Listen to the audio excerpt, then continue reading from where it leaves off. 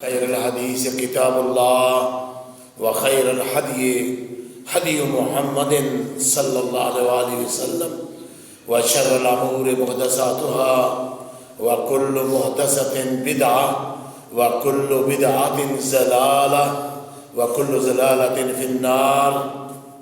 أما بعد فأعوذ بالله من الشيطان الرجيم. بسم الله الرحمن الرحيم.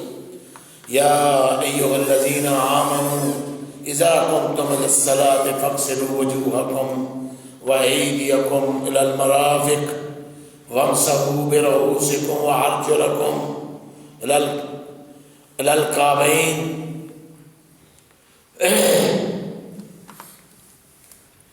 سب تعریفیں بزرگیاں اور بڑائیاں اللہ احکم الحاکمین کے لیے ہیں. درود و سلام ہو امام الانبیاء سید الانبیاء سید الرسل خاتم النبیین جناب محمد الرسول اللہ صلی اللہ علیہ وآلہ وسلم کی ذات مبارکہ پر.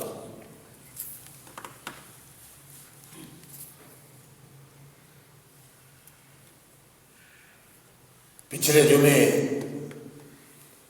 طہارت کے بارے میں بیان ہوا تھا. اللہ کے پیغمبر نبی رحمت جناب رسول اللہ صلی اللہ علیہ وآلہ وسلم نے فرمایا الطہور شطر الایمان. پاکیزگی نصف ایمان ہے. پاک صاف رہنا، پاکیزہ رہنا، اپنے آپ کو صاف ستھرا رکھنا. اسی لیے اللہ کے پیغمبر صلی اللہ علیہ وآلہ وسلم نے فرمایا المومن لا ینجس. مومن کبھی نجس نہیں ہوتا. مشرک مانوی اس میں نجاست ہے. مومن اپنے جسم اپنے کپڑوں کو بھی پاک صاف رکھتا ہے اور اس میں توحید، رسالت، اللہ کا ایمان اور اللہ کے احکامات کے مطابق ہر حکم کو ماننا، یہ بھی اس میں طہارت اور صفائی ہے.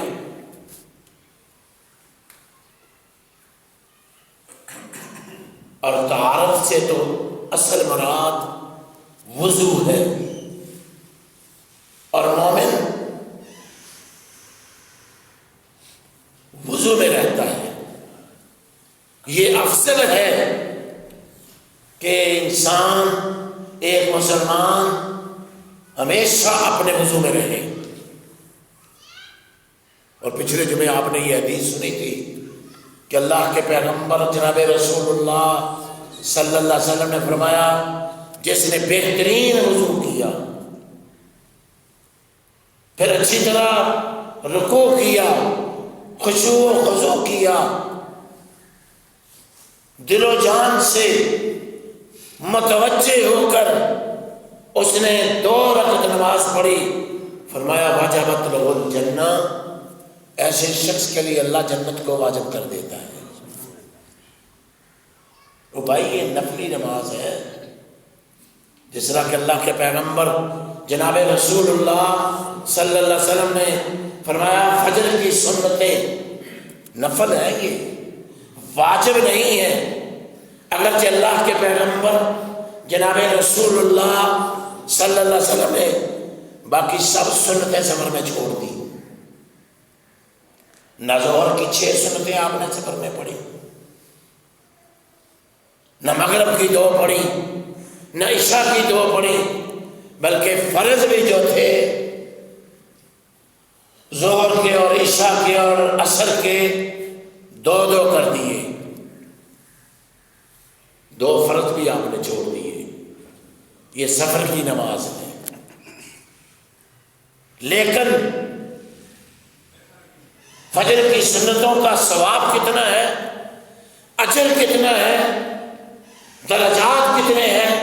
فرمایا خیر من الدنیا وما فیہا، دنیا اور جو کچھ دنیا میں ہے،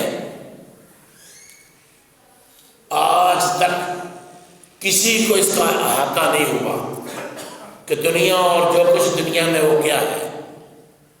حالانکہ ساری دنیا کوششیں بھی کر رہی ہے، لوگ چاند تک بھی پہنچ چکے ہیں، سمندروں کی تہوں تک جا چکے ہیں، لیکن پھر بھی ان کو نہیں پتا چلا کہ اس کائنات میں کیا کیا کچھ ہے۔ اور اللہ وہی ہستی ہے جس کو ساری کائنات کا پتہ ہے، جو ساری کائنات کے متعلق جانتا ہے۔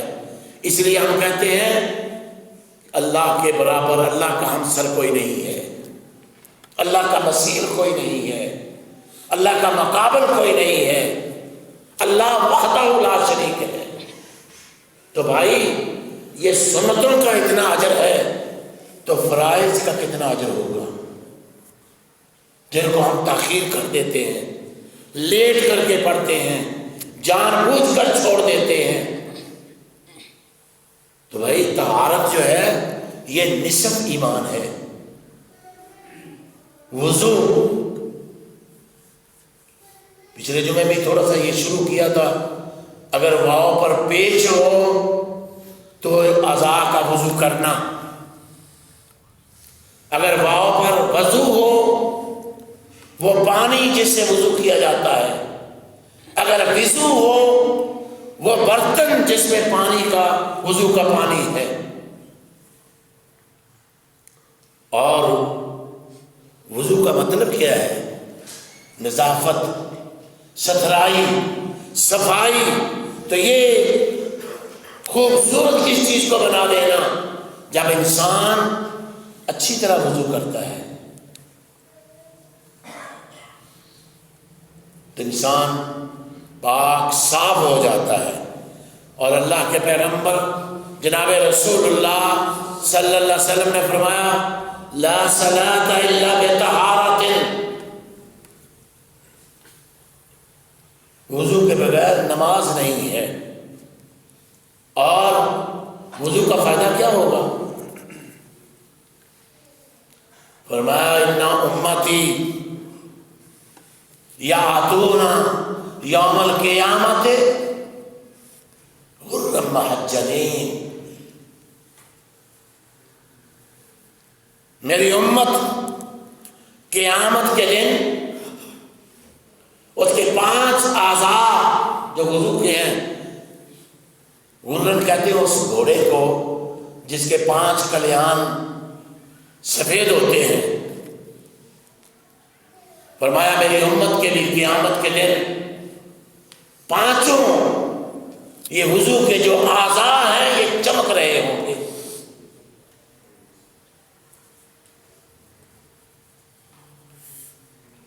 من استطاع منکم فلیطیل، جو تم میں طاقت رکھتا ہے ان کو زیادہ کرے۔ کونیوں تک دھونا واجب ہے، اگر اوپر تک دھو لے تو جائز ہے۔ اور یہ وضو کے اعضاء قیامت کے دن چمک رہے ہوں گے۔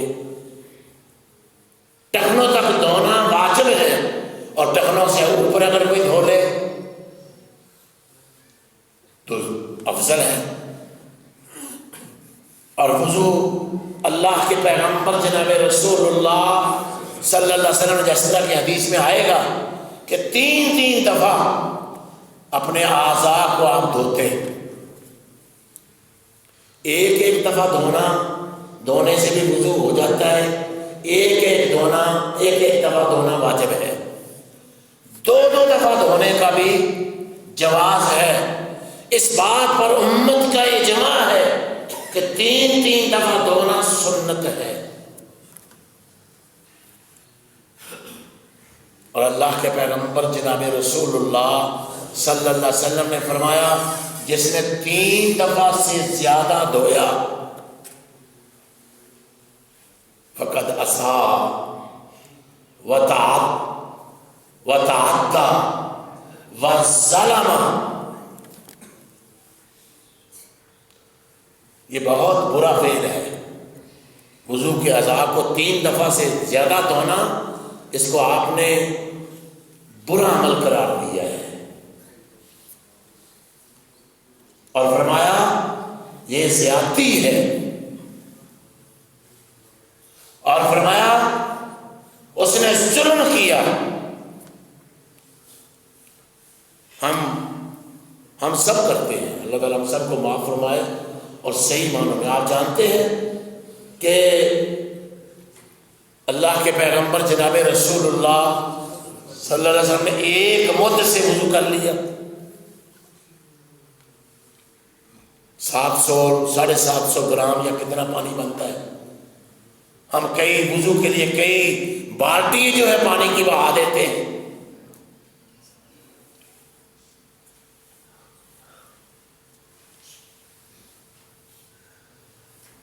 تو وضو کو اس کے لیے پانی کم بہانا، اچھی طرح وضو کرنا، یہ سنت ہے جناب رسول اللہ صلی اللہ علیہ وسلم کی. اللہ کے پیغمبر صلی اللہ علیہ وسلم نے فرمایا جو شخص اچھی طرح وضو کرتا ہے پھر وہ نماز پڑھتا ہے الا غفر له ما بینه وبین الصلاۃ. تصور کریں کہ فرمایا اللہ اس کے گناہوں کو بخش دیتا ہے جو اس کے درمیان اور نماز کے درمیان ہوتے ہیں. پہلے یہ حدیث آپ پڑھ چکے ہیں. صلوات الخمس والجمعۃ الی الجمعۃ ورمضان الی رمضان کفارۃ لما بینہن. 5 نمازیں، ایک سے دوسری اور دوسری تیسری اور 5ویں تک، 5 نمازیں، اور جمعے سے جمعے تک اور رمضان سے رمضان تک. جو بندہ 5 نمازوں کا اہتمام کرتا ہے، جو بندہ جمعے کا اہتمام کرتا ہے، سمجھتے جمعے کا اہتمام؟ جمعے کا اہتمام یہ ہے، وہ آپ ساری باتیں سمجھتے ہیں کہ فرشتے کھڑے ہو جاتے ہیں دروازوں پر. سب سے پہلے جو شخص، انشاءاللہ یہ تفصیل آئے گی ساری، جو شخص سب سے پہلے امام سے پہلے ممبر کے بیٹھنے سے پہلے آتا ہے، فرشتے ایک اونٹ کی قربانی اس کے لیے لکھ دیتے ہیں. اور جو اس کے بعد آتا ہے فرمایا ایک گائے کی قربانی اس کے لیے لکھ دو. اور جو اس کے بعد آتا ہے فرمایا ایک بکرے یا چھترے کی قربانی اس کے لیے لکھ دو. اور جو اس کے بعد آتا ہے اس کو 1 انڈے کا ثواب ملتا ہے. 1 انڈے کا ثواب. حالانکہ بال اتفاق مسلمانوں کے انڈے کی قربانی نہیں ہوتی. اس طرح یہ نہ کوئی سمجھے کہ واقعی اونٹ ذبح کر رہا ہے. اونٹ کی قربانی کا ثواب ملتا ہے اور اس میں کسی مسلمان کو شک نہیں ہے. اس کے نامہ اعمال میں اونٹ کی قربانی کا ثواب لکھ دیا جاتا ہے. اور آج دنیا اتنی ہمارے پیچھے پڑ گئی ہے، اتنے دنیا کے ہم پجاری بن گئے ہیں کہ ایک جمعے کے دن بھی ہمیں وقت نہیں ملتا کہ ہم وقت پر مسجد میں آ جائیں. یا یہ سوچ ہی مسلمانوں کی نہیں بنی ابھی تک، یہ فکر ہی نہیں ہے مسلمان کو کہ مسجد وہ مرکز ہے. فرمایا اس کائنات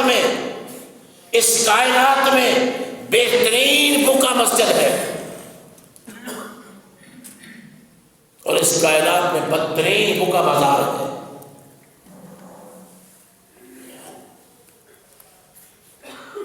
مسجدوں کو آباد کرنا، مسجدوں سے دل لگانا. اور آپ نے وہ حدیث بھی سنی ہوئی ہے کہ 7 بندے جن کو اللہ اپنے عرش کا سایہ نصیب کرے گا اس دن جب کوئی سایہ نہیں ہوگا. ان میں سے ایک بندہ فرمایا جس کا دل مسجدوں کے ساتھ لگا رہتا ہے. اب یہ مطلب اس کا قطن نہیں ہے جو مسجد میں ہی بیٹھا رہے.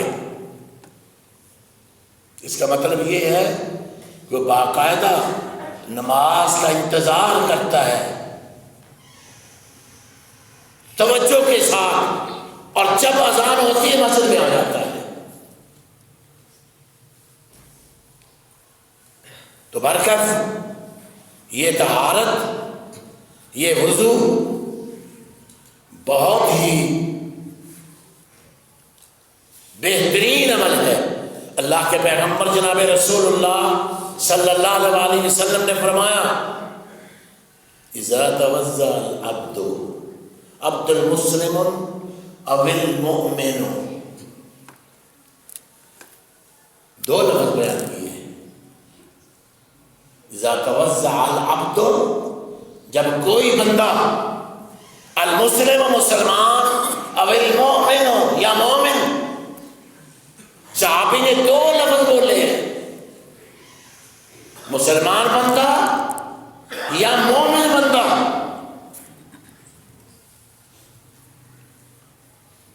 اور مسلمان کون ہے؟ جو اللہ کی الوہیت اور جناب رسول اللہ صلی اللہ علیہ وسلم کی گواہی دے دے، اشہد ان لا الہ الا اللہ و اشہد ان محمد عبدہ و رسولہ، یہ مسلمان ہے. اور مومن جو دین کے تقاضوں کو پورا بھی کرتا ہے. صرف میں یہاں یہ بتانا چاہتا ہوں کہ جو لوگ یہ سمجھتے ہیں انہیں جی حدیث کی کوئی اہمیت نہیں ہے، نعوذ باللہ من ذالک، قرآن سے دلیل دو. حدیث صحیح ہو، قرآن اور حدیث میں کوئی فرق نہیں ہے. وما ينطق عن الهوى ان هو الا وحی یوحی. اللہ کے پیغمبر صلی اللہ علیہ وسلم ایک تو جبریل امین قرآن لے کر آتے تھے، ایک بات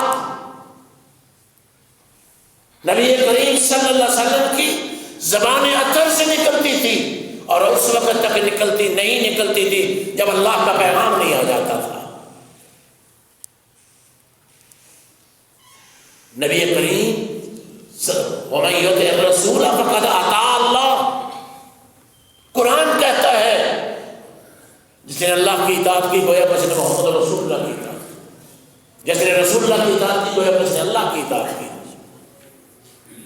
رسول اللہ صلی اللہ علیہ وسلم کی اطاعت، فرما برداری، آپ کے صحیح حکم کو ماننا ہر مسلمان پر واجب ہے. اور جو صحیح حدیث کا انکار کرے دیکھتے ہوئے، جان بوجھتے ہوئے، وہ دین سے خارج ہو جاتا ہے. میں نہیں مانتا جی. اور اللہ تعالیٰ ہمیں معاف فرما دے. بہت سے لوگ ایسے ہیں جو جان بوجھ کر یہ سمجھتے ہیں، وہ متواتر حدیث بھی آپ جانتے ہیں، یہ بار بار اس طرف اس لیے توجہ دلائی جا رہی ہے کہ ہمیں اہمیت نہیں دیتے دین کو. اللہ کے پیغمبر جناب رسول اللہ صلی اللہ علیہ وسلم نے فرمایا من کذب علی متعمدا فلیتبوأ مقعدہ من النار. جو مجھ پر جان بوجھ کر جھوٹ بولے وہ سمجھ لے کہ میرا ٹھکانہ جہنم میں ہے. یہ متواتر حدیث ہے.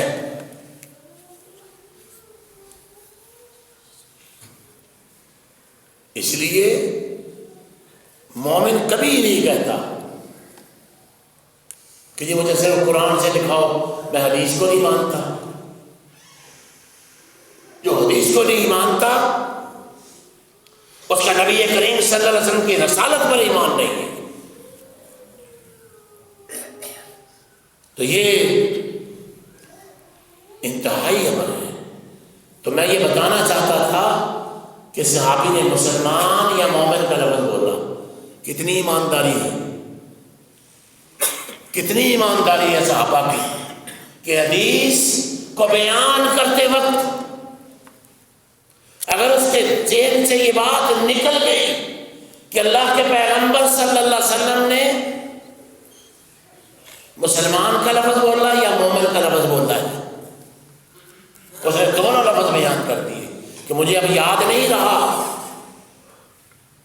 اور وہ حدیث بھی آپ جانتے ہیں جہاں رسول کا ذکر ہے اور نبی کا ذکر ہے. نبی اور رسول میں کیا فرق ہے؟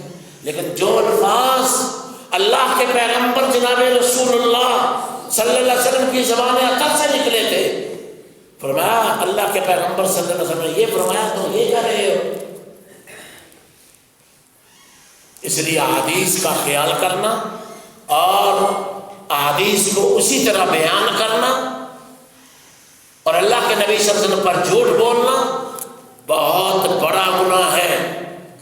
اپنے مسلک کے لیے, اپنے مذہب کے لیے, اپنی شہرت کے لیے, لوگوں کو دکھانے کے لیے, دوسرے کو نیچا دکھانے کے لیے, کسی کو خوش کرنے کے لیے اللہ کے پیغمبر نبی رحمت جناب رسول اللہ صلی اللہ علیہ وسلم پر جھوٹ بولنا لوگوں اس سے بڑا گناہ کوئی نہیں ہے. اس لیے جو بھی بندہ علماء تو کبھی یہ سوچے بھی نہ کہ جب تک ان کو صحیح بات کا علم نہیں ہوگا لوگوں کو نہیں بتائیں گے. اگر نہیں پتا تو کہ مجھے نہیں پتا, یہ اہانت نہیں ہے. آج مولوی سمجھتا اگر مجھے نہیں پتا تو میں جس طرح مرضی بتا دوں. امام مالک رحمۃ اللہ علیہ مدینہ منورہ کے امام, مسند رسول اللہ صلی اللہ علیہ وسلم پر بیٹھنے والے لوگ 19 سے 33 مسئلے لے کر آئے.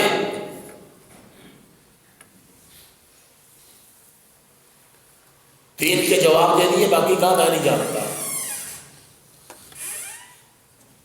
لوگوں نے کہا مدینہ کا امام, اتنا بڑا امام, لاکھوں لوگ ان کے درس میں بیٹھنے والے, امام شافعی جیسے ان کے شاگرد,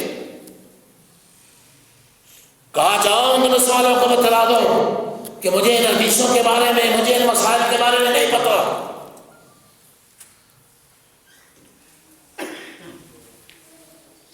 تو بھائی یہ امانت ہے, دین امانت ہے.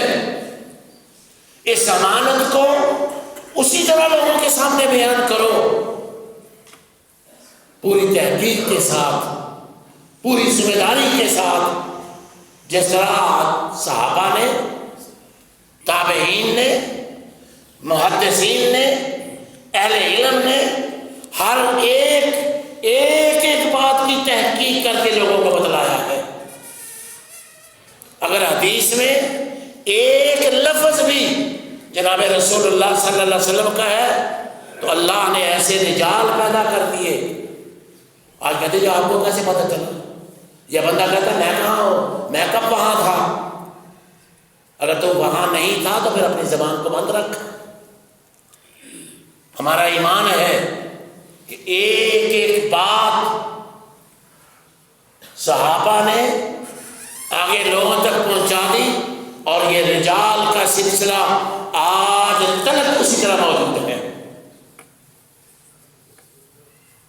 اِنَّا نَحْنُ نَزَّلْنَا الذِّكْرَ وَإِنَّا لَهُ لَحَافِظُونَ. بے شک یہ ذکر ہم نے اللہ کہتے نازل فرمایا ہے اور ہم اس کی حفاظت بھی کرنے والے ہیں. اس لیے مومن ایک مسلمان کی یہ کوشش ہونی چاہیے کہ جس بات کا علم ہے اور صحیح علم ہے وہ لوگوں کو بتلائے, اور جس بات کا علم نہیں ہے خاموشی اختیار کرے. یا کہے کہ میں نہیں دیکھ کر بتا دوں گا، فَاسْأَلُوا أَهْلَ الذِّكْرِ إِن كُنتُمْ لَا تَعْلَمُونَ۔ اس کا یہی مطلب ہے کہ اہل علم سے پوچھو، وہ صحیح دلائل کے ساتھ، قرآن و سنت کے دلائل کے ساتھ لوگوں کو صحیح مسئلہ بتلائیں۔ تو میں عرض کر رہا تھا،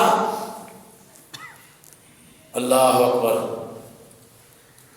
صحابی نے کہا اللہ کے پیغمبر جناب رسول اللہ صلی اللہ علیہ وسلم نے فرمایا جب بندہ مومن یا مسلمان وضو کرتا ہے فغسل وجہہ، اپنے چہرے کو دھوتا ہے، خرج من وجہہ کل خطیۃ نظر الیہا بعینیہ، جتنی بھی اس کی غلطی ہیں جب وہ منہ دھوتا ہے، وضو کے لیے منہ دھوتا ہے، تو جتنی بھی اس کی غلطی ہیں جو آنکھوں سے سرزد ہوئی ہے، اللہ ساری کی ساری اس کی مٹا دیتا ہے، دور کر دیتا ہے۔ اور فرمایا پھر آدمی ہاتھ دھوتا ہے کونیوں تک، اللہ اس کی جو اس نے ہاتھوں سے غلطیاں کی تھیں، اللہ اس پانی کے ساتھ اور میں اس پانی کے آخری قطرے کے ساتھ اللہ اس کی ساری غلطیاں دھو دیتا ہے۔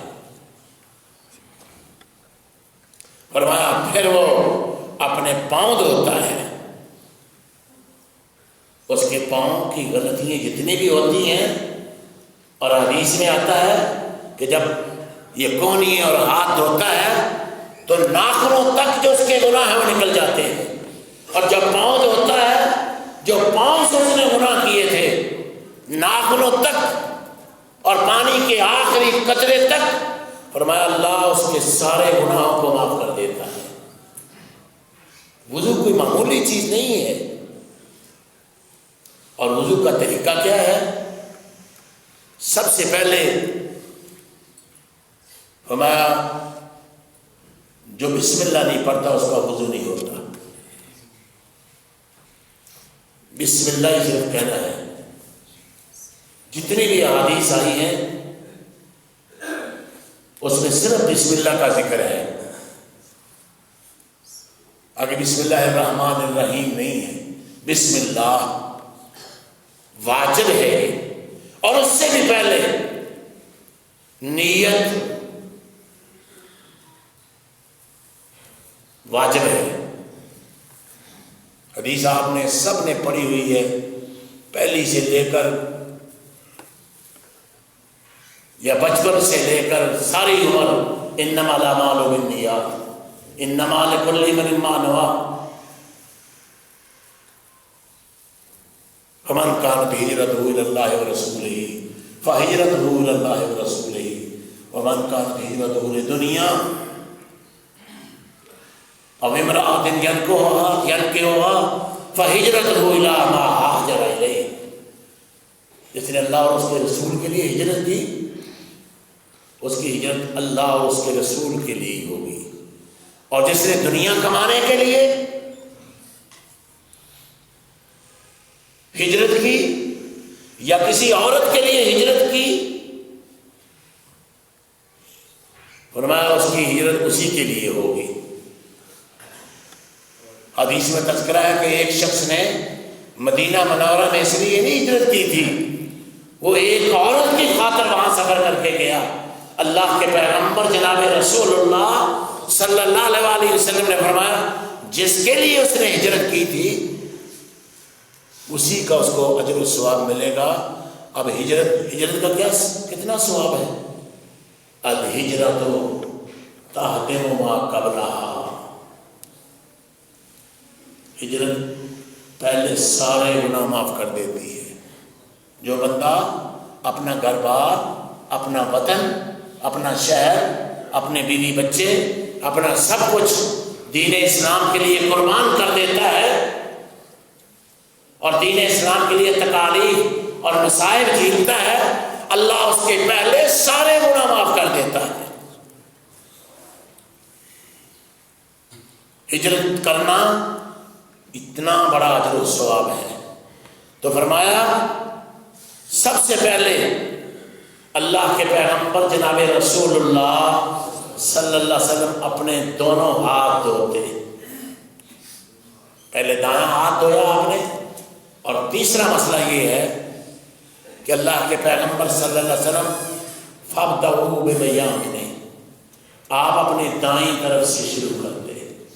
صحابی کہتے ہیں کہ اللہ کے پیغمبر صلی اللہ علیہ وسلم ہر کام تناولی و ترجلی، آپ ہر کام، حتیٰ کہ اگر آپ نے جوتا بھی پہننا ہوتا، کنگھی بھی کرنی ہوتی، تو آپ دائیں طرف سے ہی کرتے۔ صرف بیت الخلاء میں بایاں ہاتھ استعمال کرنا ہے، یا وہ کام جو کام جس کو ہم اچھے کام نہیں سمجھتے وہ اس بائیں ہاتھ سے کرنے ہیں، اچھے سارے کام دائیں ہاتھ سے کرنے ہیں۔ 3 دفعہ آپ اپنے ہاتھ دھوتے، اچھی طرح دھوتے، ثم تمضمض واستنشر، پھر آپ کلی کرتے، اپنے ناک میں پانی ڈالتے اور اس کو اچھی طرح جھاڑتے، اور کلی، اللہ کے پیغمبر صلی اللہ علیہ وسلم نے فرمایا کلی میں مبالغہ کرو، الا ان تکون صائما، ہاں روزے دار مبالغہ نہ کرے، اگر روزہ نہیں ہے تو پھر کلی کرنے میں مبالغہ کیا ہے؟ منہ میں پانی ڈال کر اچھی طرح آگے لے جانا اور پھر اس کو نکالنا، اور کلی کرنا اور ناک میں پانی ڈالنا۔ زیادہ افضل اور صحیح حدیث میں یہ ہے کہ آپ دائیں چلو میں پانی لیتے، آدھا اپنے منہ میں ڈالتے، آدھا ناک میں چڑھاتے، کلی کرتے اور ناک کو جھاڑتے،